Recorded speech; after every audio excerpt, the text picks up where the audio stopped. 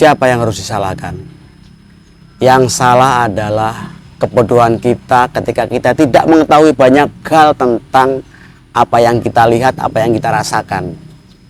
Sehingga kita mengambil keputusan yang justru merugikan diri kita sendiri serta orang-orang yang ada di sekitar kita.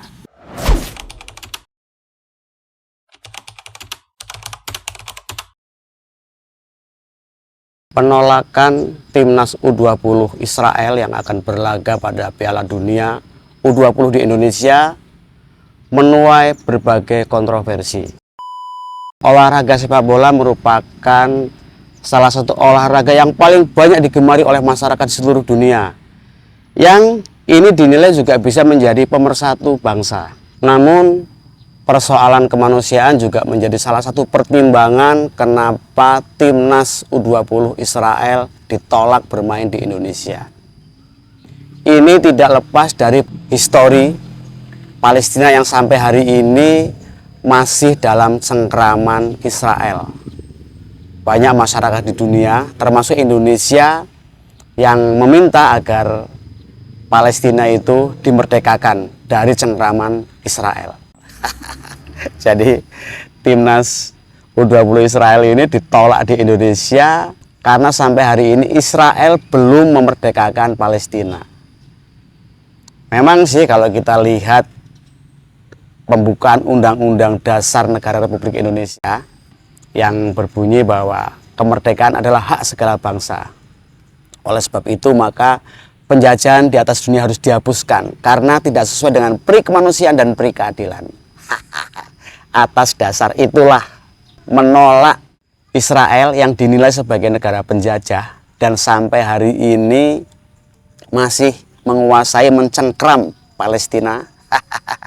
Rakyatnya yang dalam hal ini adalah para pemain sepak bola di U20 ditolak di Indonesia.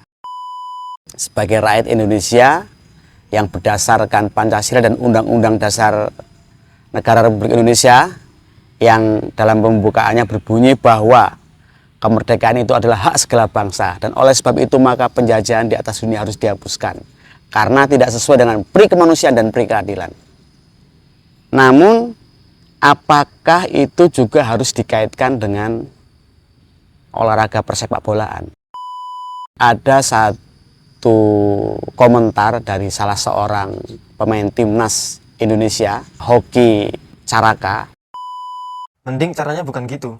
Kita kalau bisa kita satu grup sama Israel, kita kalahin dia, supporter yang ngasih suara. Pasti itu kan malah berhasil kan. Gugur. Kalahkan Israel. Iya.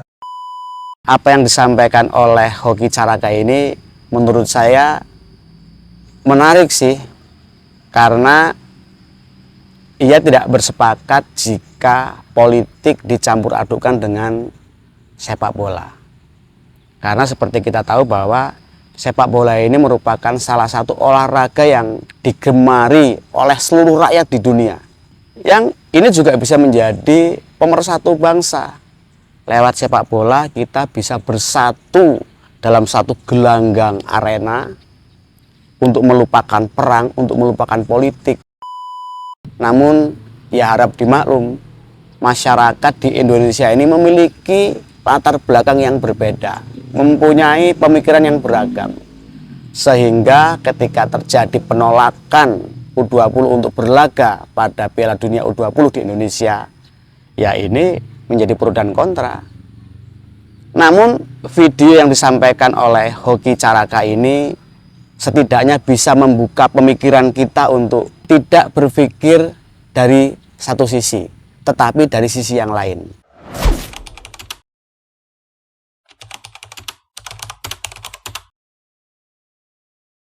Bukan berarti saya tidak menjunjung tinggi nilai-nilai kemanusiaan. Apa yang disampaikan oleh Hoki Caraka lewat persepak bolaan ini juga bisa mengekspresikan bagaimana kecintaan kita terhadap negara Palestina yang sampai hari ini masih dijajah oleh Israel. Namun bagaimanapun semua kita serahkan kepada kalian semua nih, masyarakat Indonesia, terutama para pecinta bola nih. Kita hanya bisa berharap kepada para pemangku kebijakan untuk bisa adil dan memberikan solusi kepada adik-adik kita nih, terutama yang sampai hari ini semangatnya masih sangat tinggi untuk bisa ikut berlaga pada ajang bergengsi Piala Dunia U20. Jangan sampai semangat mereka surut hanya karena peristiwa kepentingan politik oleh sekelompok orang.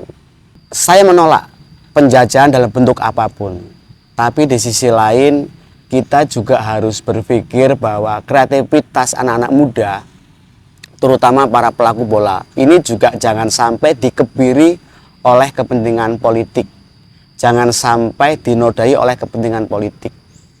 Biarkan mereka berekspresi, berkarya, berprestasi, karena mereka punya cara sendiri bagaimana mencintai bangsanya. Mereka punya cara sendiri bagaimana ia harus berbuat kemanusiaan.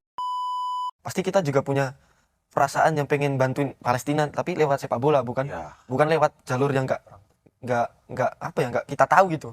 Kalau lewat jalur yang kita tahu ya pasti di sepak bola, bukan di tentang misal politik, misal tentang perang. Itu kan kita nggak tahu.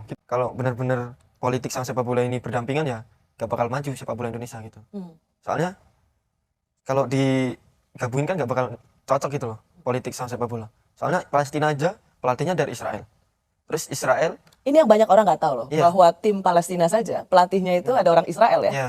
Kalau timnas Israel aja kalau dibilang tentang agama, pemain Israel strikernya Muslim.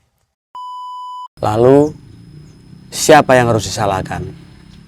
Yang salah adalah kebodohan kita ketika kita tidak mengetahui banyak hal tentang apa yang kita lihat, apa yang kita rasakan, sehingga kita mengambil keputusan yang justru merugikan diri kita sendiri serta orang-orang yang ada di sekitar kita. Pelajaran penting yang kita ambil dari peristiwa ini adalah bagaimana agar ke depan kita tidak mudah mengambil keputusan hanya melihat dari satu sisi saja, tetapi kita juga harus melihat sisi yang lain agar tidak berdampak pada diri kita dan orang-orang yang ada di sekitar kita.